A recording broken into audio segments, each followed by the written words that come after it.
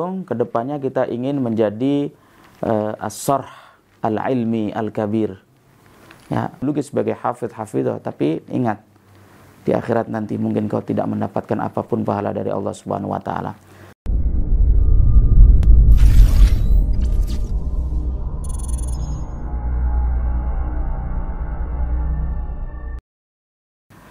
Bismillahirrahmanirrahim. Alhamdulillah wassalatu wassalamu ala Rasulillah wa ala alihi wa ashabihi wa man wala amma ba'du.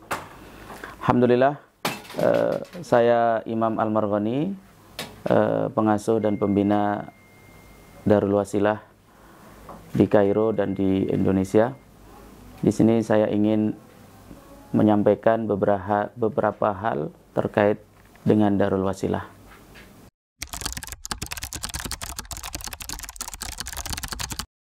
Ya, Darul Wasilah pertama kali ada di Kairo. Pertama kali kita membuat aktivitas pengajian, kajian, belajar, bimbingan belajar, aktivitas tahfiz Al-Quran ada di Kairo. Awal mula Darul Wasilah ini dulu kita punya kumpulan bersama teman-teman yang satu angkatan dengan saya. Kita membuat yayasan kecil-kecilan, kita namai dengan yayasan ESES.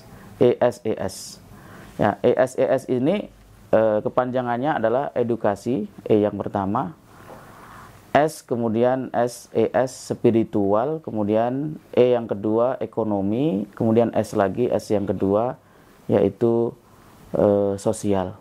Kita sama teman-teman berusaha untuk menjalankan atau menggerakkan 4 bidang yang mana merupakan bidang yang sesuai dengan sesuai dengan bidang kita masing-masing sebagai mahasiswa Al-Azhar. Ya, akhirnya kita mulai dengan membentuk kajian mingguan dengan ngaji kitab-kitab dari syekh-syekh Azhar kita yang ada di Mesir. Kita juga mulai dengan melakukan bimbingan-bimbingan belajar. Kita juga mulai melakukan kegiatan-kegiatan sosial dan kegiatan-kegiatan yang sifatnya menunjang keekonomian. Ya, kita banyak melakukan hal-hal yang kita lakukan. Di antaranya dulu kita pernah jualan bakso, jualan kerupuk, jualan tahu, jualan tempe. Kita juga pernah laundry, ya, buka laundry. Karena ESES atau ESES ini bergerak dalam 4 bidang tersebut, gitu. Ya, ada kegiatan fokusnya menunjang keekonomian, ada kegiatan fokusnya keagamaan atau studi, dan juga spiritual. Kita punya juga kumpulan majelis sholawat, ya, kumpulan majelis cinta Rasul Shallallahu Alaihi Wasallam. Kita bersolawat dan lain sebagainya. Nah, kemudian ide itu mulai berkembang. Ya, kebetulan saya sendiri sangat lebih fokus kepada hal yang sifatnya pendidikan. Ya, akhirnya muncullah Darul Wasilah.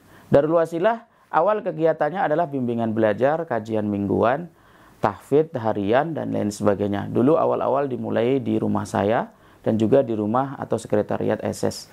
Ya, kemudian berkembang, alhamdulillah kita punya markas, yang mana markas ini adalah pertama kita menyewa, kemudian berakhir alhamdulillah markas tersebut adalah wakaf dari orang baik, hamba-hamba Allah yang mewakafkan tempatnya untuk kita gunakan dalam kegiatan tahfidz, belajar, bimbingan belajar, ya, daurah-daurah tajwid, daurah-daurah mawaris dan lain sebagainya. Di tahun kedua kita mulai berpikir, karena banyaknya orang yang berminat untuk bergabung bersama Darul Wasilah, kita berpikir untuk membuka dan melayani orang-orang yang ingin mukim bersama kita di Darul Wasilah. Akhirnya kita membuat pertama kali waktu itu seingat saya adalah santri banin, ya, santri banin. Kita menyewa satu flat atau satu rumah, kita jadikan asrama.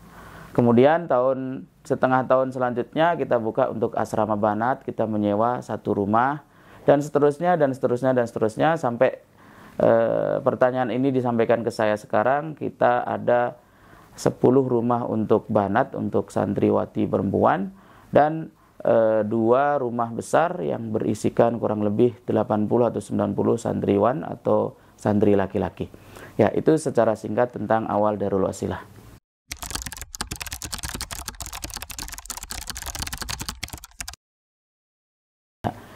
Adapun tentang penamaan Darul Wasilah, ya sebetulnya kita memiliki tujuan tertentu. Saya sendiri memiliki ide dari awal melihat fenomena umat kita, umat Islam yang selalu berpecah belah, yang selalu saling bahkan sesat menyesatkan, bahkan lebih dari itu sebagian mengkafirkan. Maka di sini nama Dar Al-Wasilah itu, dar adalah tempat, ya, rumah. Al-Wasilah itu fasilitas atau perantara. Dulu di antara faktor nama tersebut saya dukung sekali adalah di antara tujuan saya juga adalah mempererat atau memperekat antara muslim satu dengan muslim yang lain, walaupun berbeda golongan atau berbeda ormas atau bahkan berbeda partai, bahkan berbeda pemikiran dalam hal fikih, keagamaan, organisasi dan lain sebagainya. Tujuan besar saya ke depannya Darul Wasilah ini menjadi tempat yang bisa merekatkan umat, menjadi wasilah, tempat yang mewasilahi dan mewadahi antara satu dengan yang lain untuk bisa bersatu. Tujuan kita dengan nama Darul Wasilah ini untuk menjadi wadah yang mana seluruh elemen umat Islam, apapun organisasinya, apapun mazhab fikihnya, apapun ormasnya, apapun afiliasi cara berpikir keagamaannya, tetap bisa bersatu di bawah naungan Al-Quran, dan tentunya di sini di bawah ta'alim atau apa-apa yang sudah diajarkan oleh Al-Azhar Asy-Syarif di Kairo. Ya, dengan Darul Wasilah ini saya pernah diusulkan oleh sebagian senior di Kairo di sini, diupayakan Darul Wasilah bisa menyatukan antara kelompok-kelompok yang sekarang ini berseteru. Ya, dan diusahakan juga orang-orang yang di Darul Wasilah nanti kembali ke masyarakat masing-masing menjadi pemersatu umat, perekat umat, penyatu umat, ya. Dan kita mengesampingkan hal-hal yang sifatnya kita berbeda di situ, hal-hal yang sifatnya kita sepakat, kita setuju, ya, kita akan bekerja sama di dalamnya untuk mengegolkan dan bersama-sama untuk membangun bangsa ini yang memiliki prinsip untuk menyatukan bangsa, sehingga kita bisa menyatukan bangsa kita, negara kita, agama kita. Itu singkat tentang kenapa nama Darul Wasilah.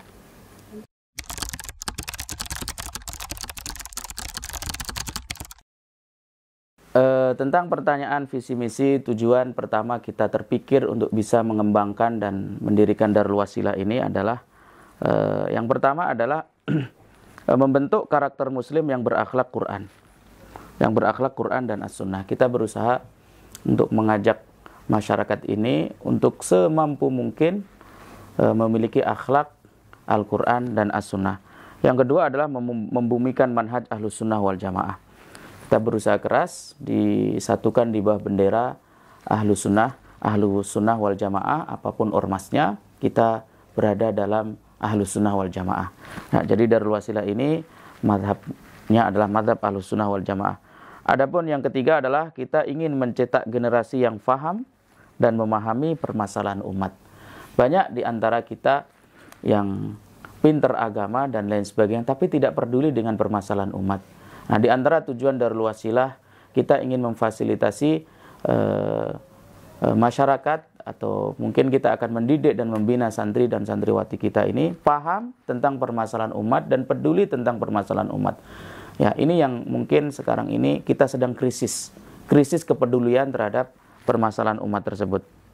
Kemudian selanjutnya kita juga ingin membina kader muslim yang peka dan peduli dan menjadi pemersatu umat. Seperti yang tadi saya sampaikan tentang ma'ani atau makna filosofi tentang Darul Wasilah adalah tempat yang ingin menjadi perantara atau fasilitas yang mana di situ kita mempersatukan umat ini. Yang terakhir adalah kita ingin menjadikan bahasa Arab ini, menjadikan bahasa Arab dihidupkan kembali oleh umat Islam dan menjadi bahasa yang bisa membuat kita atau menyatukan kita antara muslim satu dengan muslim lain, di antara negara satu dengan negara lain. Ini beberapa tujuan yang ingin kita capai melalui Darul Wasilah. Di samping itu, tujuan masa jangka panjangnya adalah kita ingin Darul Wasilah adalah perpanjangan daripada Al-Azhar. Kita menyebarkan Islam yang rahmatan lil alamin, menyebarkan Islam yang moderat, yang wasati. Ya, kita tidak memiliki mazhab tasyaddud atau hulu. Kita tidak pula ingin menyepelekan dalam ajaran-ajaran, dalam mengembangkan ajaran-ajaran Islam ini. Mungkin demikian. Jazakumullah khairan.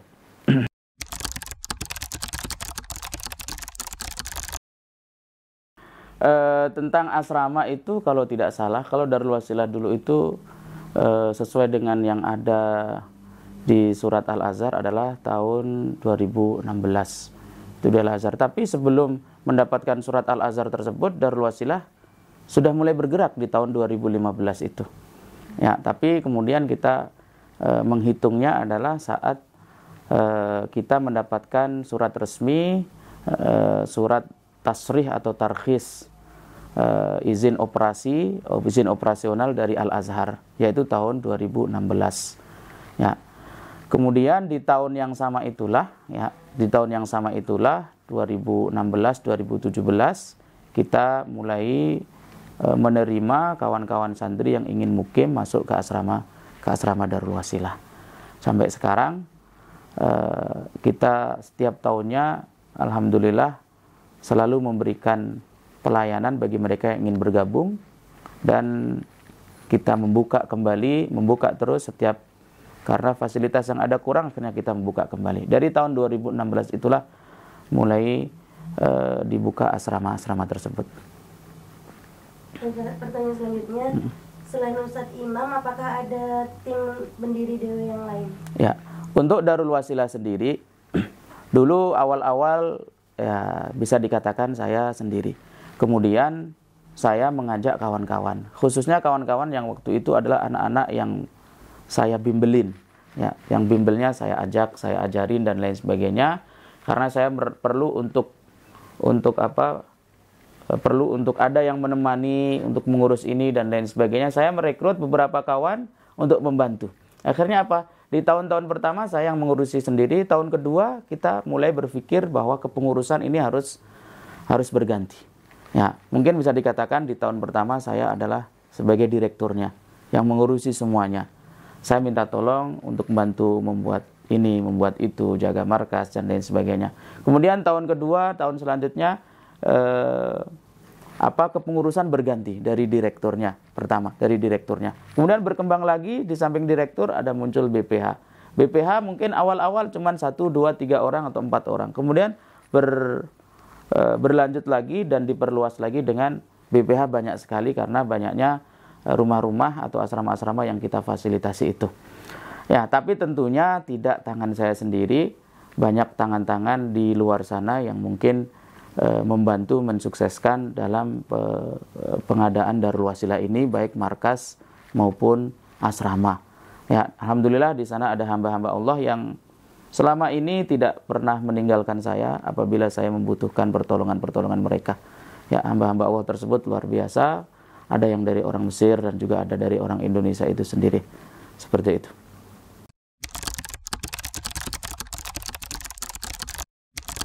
Untuk nama Darul Wasilah sendiri, tadi di awal saya menyampaikan tentang pendirian Darul Wasilah. Kita pertama memiliki yayasan namanya SS itu tadi.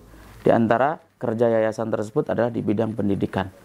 Pengembangan bidang pendidikan tersebut muncullah Darul Wasilah.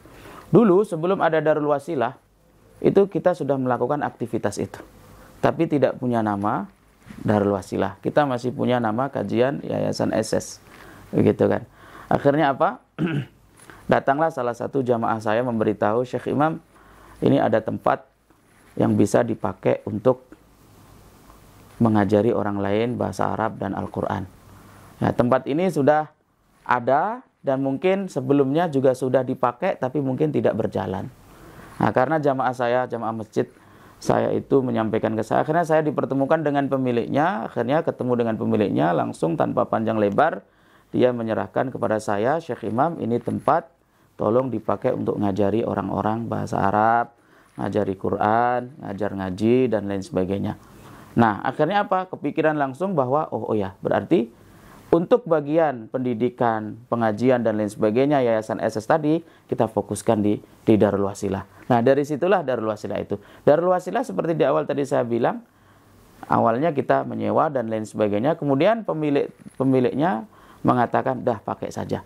Akhirnya sampai sekarang kita memakainya dan mudah-mudahan Allah memberikan ganjaran dan pahala yang luar biasa untuk orang-orang yang berjuang menafkahkan hartanya di jalan Allah, termasuk tempat Darul Wasilah tersebut. Dan sekarang dulu hanya markas Banin. Kemudian tahun selanjutnya ruangan yang depan yang sekarang kita sebut dengan markas Banat itu dulu milik orang Mesir gitu. Kita selalu cekcok karena kita selalu membuat, menurut mereka berisik gitu, ngaji lah, keluar masuk lah. Sementara tetangga itu nggak tahu apa motifnya, akhirnya tetangga itu menjual rumahnya. Ya, akhirnya tetangga itu menjual rumahnya. Kemudian saya sampaikan kepada pemilik Darul Wasilah di awal atau pewakaf tadi untuk membeli rumah tersebut. Tidak panjang lebar dalam berpikir, tidak lama-lama dalam berpikir, akhirnya dibeli. Akhirnya sampai sekarang menjadi markas Banat tersebut.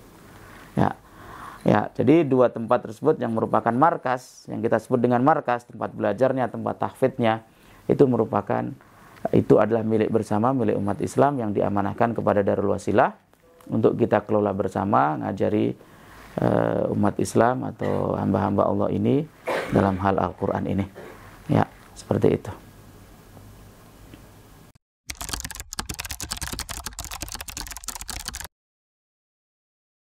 Ya, ini mungkin Darul Wasilah berada di bawah naungan Al-Azhar, tahta Isyraf Al-Azhar Syarif. Tahta Isyraf Al-Azhar Asy-Syarif. Nomor 1321 tahun 2016. Ya, karena kita paham bahwa dan kita menyadari dan kita berusaha untuk taat hukum. Ya, di Mesir ini segala perkumpulan apapun sifatnya harus izin negara. Kalau tidak punya izin negara, berarti status hukumnya di negara tersebut dia ilegal gitu, tidak sah. Jadi kalau ada apa-apa, kemudian ada polisi ngerebek dan lain sebagainya, itu memang tugas negara untuk melakukan hal itu gitu. Karena kita paham seperti itu, maka kita berpikir untuk mendaftarkan Darul Wasilah ini sehingga di mata negara, di mata hukum negara ini adalah sah dan legal dan tidak dianggap sebagai perkumpulan yang menyalahi aturan negara. Nah, kebetulan kalau di Mesir ini segala sesuatu yang sifatnya agama, Quran lah, ngaji lah dan lain sebagainya itu harus melalui Al-Azhar. Artinya Al-Azhar ini adalah tangan negara dalam mengawasi masyarakat di sini dalam berkegiatan keagamaan. Semua sekolah-sekolah agama itu afiliasinya ke Al-Azhar. Ya, sehingga di sini Darul Wasilah harus didaftarkan di Al-Azhar. Tahun pertama kita berusaha untuk mendaftarkan Darul Wasilah di Al-Azhar dan kita tidak berhasil. Dan alhamdulillah tahun kedua kita berhasil mendaftarkan Darul Wasilah ke Al-Azhar. Ya, aturan pendaftarannya ini mungkin bisa dipakai untuk lembaga-lembaga lain yang ada di Mesir yang dikelola oleh orang Indonesia. Dan saya mendorong gitu, menasihatkan gitu, menyarankan agar didaftarkan di Al-Azhar. Biar apa? Biar Al-Azhar di sini itu menjadi kontrol bagi kita semuanya. Menjadi kontrol bagi kita semuanya. Di tahun kedua tersebut, alhamdulillah kita datang untuk mengajukan berkas-berkas ke Al-Azhar. Namanya berarti Idarat Syu'unil Quran. Ada di Idarat Syu'unil Quran, yaitu kantor yang ngurusi bagian yang berkaitan dengan Al-Quran fil Azhar Syarif di Al-Azhar. Kita mengajukan berkas, di antara berkas yang diperlukan adalah surat rumah yang akan dipakai atau surat kantor yang akan dipakai untuk kegiatan tersebut, kemudian pemilik, kemudian faturah itu seperti bukti pembayaran listrik, air dan gas, kemudian data santri yang ada, kemudian di antaranya adalah syekh yang akan menjadi pengajar di lembaga tersebut atau markas tersebut, atau di sini dalam hal ini ada Darul Wasilah. Kami datang bersama, kemudian kami dapat jadwal ujian. Ada ujiannya 30 juz. Ya kan? Yang diuji adalah syekhnya.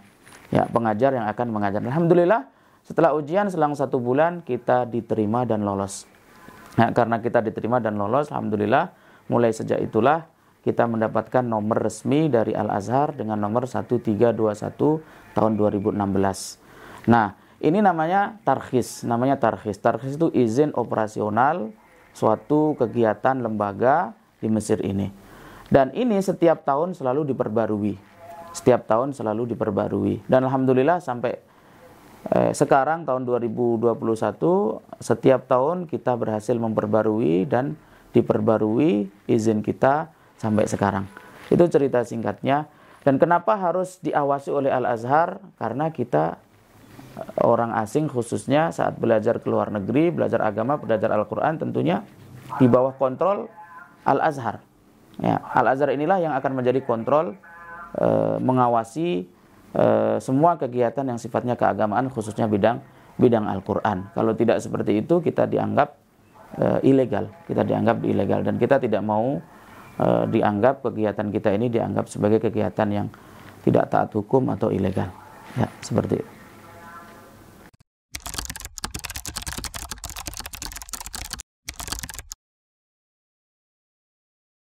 Ya, kita punya prinsip sehingga kita tetap berjalan dalam langkah ini ya, dalam jalan ini yaitu jalan Al-Quran. Prinsip kita apa? Kita hidup di dunia ini, wa ma khalaqtul jinna wal insa illa liya'budun. Allah tidak menciptakan kita manusia dan jin kecuali untuk beribadah kepada Allah Subhanahu wa taala. Prinsipnya adalah ibadah. Ya, saat kita mengabdi kepada masyarakat dengan bentuk apapun pengabdian tersebut, ya, itu adalah ibadah. Dengan adanya Darul Wasilah ini diharapkan menjadi ladang ibadah seluas-luasnya di hadapan Allah Subhanahu wa taala. Yang kedua, prinsip untuk menjadikan Al-Qur'an ini sebagai akhlak umat Islam ini sehingga kita kembali pada masa-masa kejayaan. Orang-orang terdahulu hebat, berjaya, kuat dan lain sebagainya karena apa? Al-Qur'an ada di dadanya. Nilai-nilai Al-Qur'an diamalkan pada amalan-amalannya. Di antara langkah untuk menjadi atau mengembalikan kejayaan itu adalah dengan Al-Qur'an ini. Ya, Al-Qur'an harus dimiliki oleh setiap Muslim, setiap dai, apalagi kita di Mesir, di Al-Azhar, orang yang mengatakan dirinya siswa atau mahasiswa Al-Azhar atau santri Al-Azhar, wajib baginya untuk menghafal Al-Quran dan menyelesaikan Al-Quran. Laisa azhariyan man lam yahfazil Qur'ana kamilan. Tidak dikatakan sebagai azhari yang tulen kalau dia tidak menghafal Al-Quran secara sempurna, dan tentunya di samping hafal mampu mengamalkan nilai-nilai Al-Quran dalam kehidupan. Nah, ini yang membuat kita tetap bergerak. Sehingga di sini saya sering menyampaikan kepada seluruh pengurus dan lain sebagainya, sekalipun nanti Ustadz Imam tidak ada, Darul Wasilah tetap ada. Karena kita sudah memulainya dengan baik. Tidak boleh berhujung atau berakhir atau bubar hanya dikarenakan Ustadz Imam tidak ada. Dan Darul Wasilah ini ke depannya akan menjadi wakaf untuk umat Islam. Siapapun yang bergerak di dalamnya, berjuang dalam Al-Quran melalui Darul Wasilah, pahala Allah Subhanahu wa taala akan selalu mengalir untuknya. Demikian.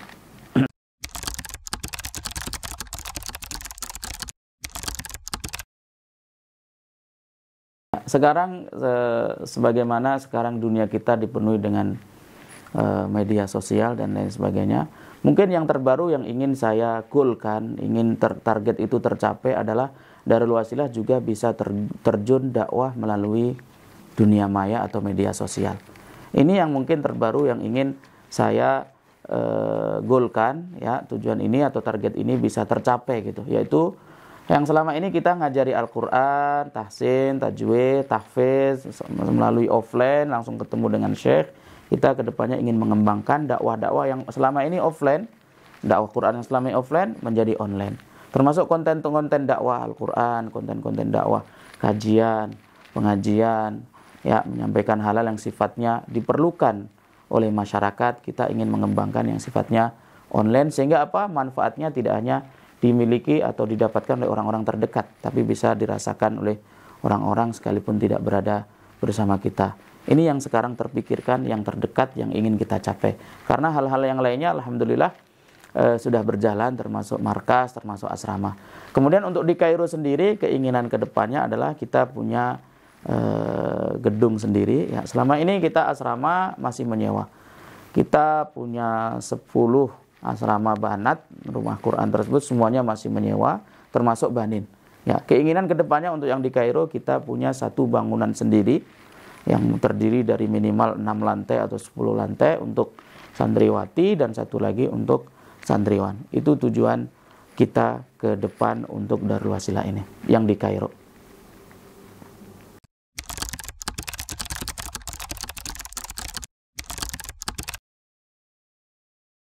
Ya, pesan saya kepada para santriwan dan santriwati, pertama, satu, selalu meningkatkan ketakwaan kepada Allah Subhanahu wa taala. Wattaqullah wa yu'allimukumullah. Karena dengan ketakwaan ini muncul Allah memberikan kepada kita ilmu-ilmu kita ini. Kita akan dibukakan hati kita, pikiran kita, sehingga kita bisa menerima ilmu, hati kita dipenuhi dengan cahaya ilmu. Karena kalau tidak dengan ketakwaan, kita akan susah untuk mendapatkan ilmu. Karena ilmu itu adalah cahaya, dan cahaya Allah tidak diberikan kepada orang-orang yang tidak bertakwa. Cahaya Allah tidak diberikan kepada orang-orang yang banyak bermaksiat. Al-ilmu nurun wa nurullahi la yuhda li'asi. Ilmu itu adalah cahaya dan tidak diberikan cahaya Allah tersebut kepada orang-orang yang bermaksiat. Yang kedua, untuk selalu ikhlas bahwa semua perjuangan kalian dalam menghafal, ya, dalam mengkaji, dalam mempelajari, dalam memahami harus karena Allah Subhanahu wa taala, bukan karena ingin dipuji, bukan karena ingin dipuja, bukan karena ingin kalian mendapatkan manfaat duniawi sebanyak-banyaknya dan lain sebagainya. Ikhlaskan hanya karena Allah. Dan ingat bahwa segala sesuatu yang kau cari untuk ridha Allah, maka nanti dunia akan ngikut sendiri. Siapa yang melakukan amal perbuatan karena Allah, bonus yang akan Allah berikan tidak hanya pahala akhirat, tapi juga pahala dunia. Tapi juga tapi kebalikannya apabila kalian hanya ngejar dunia, niatnya ingin mendapatkan dunia, ya kan? Hafiz Quran tujuannya untuk dikatakan orang yang hafiz. Hafizah tujuannya untuk dikatakan orang yang hafizah. Kalian mungkin akan mendapatkan nilai-nilai itu semuanya. Kalian akan dijuluki sebagai hafidh-hafidhah, tapi ingat, di akhirat nanti mungkin kau tidak mendapatkan apapun pahala dari Allah Subhanahu wa taala. Tetap menjaga keikhlasan. Yang ketiga, pesan saya adalah tetap teguh, tegar dan sabar. Teguh, tegar dan sabar. Jangan pernah mundur 1 mili pun. Saat Allah Subhanahu wa taala memilih kalian berada di dalam jalan Al-Quran, berarti ini adalah karunia Allah luar biasa untuk kalian. Tidak diberikan karunia itu kepada siapa orang lain, ya. Dan kau yang dipilih oleh Allah Subhanahu wa taala. Sungguhnya Allah ini memiliki keluarga di dunia. Keluarga Allah di dunia ini adalah orang-orang yang menghafal Al-Quran. Jadi harus terus sabar, tegar dan teguh, ya. Tidak pernah bergoyah apapun rintangannya. Ya kan, ada banyak halangan, rintangan, apapun hadapi dengan penuh kesabaran. Karena dengan kesabaran inilah kamu akan mencapai kesuksesan. Yang terakhir, para santri dan santriwan semua, bahwa kalian ini adalah penerus perjuangan para nabi dan ulama. Antum warasatul anbiya. Antum warasatul anbiya. Kalian adalah penerus perjuangan para nabi. Perjuangan para nabi adalah menyebarkan risalah Allah di muka bumi, menyebarkan ajaran-ajaran Allah di muka bumi. Jadi dari sekarang kalian menjadi santriwan dan santriwati, ya, spirit untuk menjadi pejuang, ya, dalam hal ini adalah kalian menjadi seorang dai, tidak boleh lepas dan tidak boleh hilang. Ya, demikian pesan saya. Jazakumullah khair.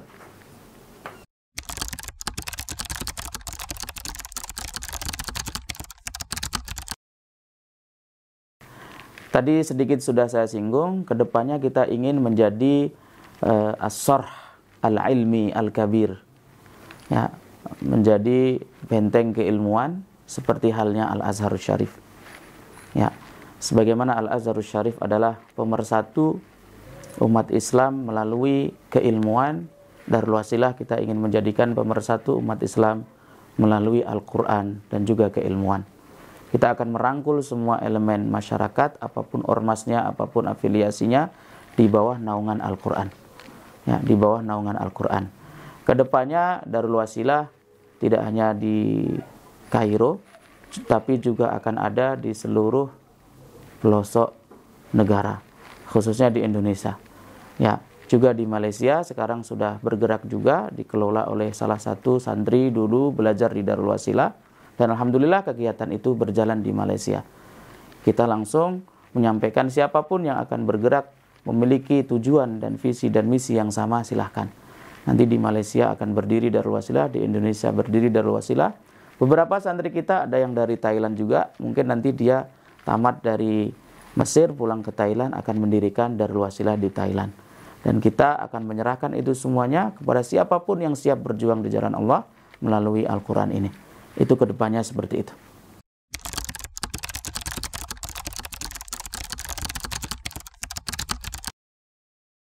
Ya, Kita ingin membentuk seperti dalam visi misi santri yang ulet. Ulet itu kalau sering saya sampaikan dengan kata-kata tahan banting, ya kan? Atau bahkan sering saya bilang rawi-rawi rantas, malang-malang budung, ya kan? Dia tidak peduli halangan rintangan yang ada di depan dia. Dia selalu maju untuk menggapai tujuannya. Inilah santri yang ulet. Hanya santri yang ulet yang kedepannya akan dipakai oleh masyarakat. Santri yang nggak cemen, yang nggak nangisan dan nggak ingusan, ya, santri yang kuat dalam menghadapi segala rintangan dan tantangan. Santri yang tidak terhenti hanya karena ada kesulitan sedikit yang menghadapi dia. Jadi dari perjuangannya, gara-gara masyarakatnya tidak menerimanya, gara-gara di sana ada yang mencaci makinya, gara-gara di sana ada yang menghinanya atau mengejeknya, dia berhenti gara-gara itu. Santri yang ulet inilah santri yang akan terus berjuang di jalan Allah Subhanahu wa Ta'ala, tidak peduli orang-orang yang mencaci makinya. Bahkan dia tidak merasa sombong kalau ada orang yang memujinya. Bagi dia, dipuji dan dicaci adalah sama saja. Perjuangan bukan karena untuk dicaci, bukan karena untuk dipuji, tapi karena ingin gol surga Allah Al-Firdaus Al-A'la, ridha Allah Subhanahu wa Ta'ala.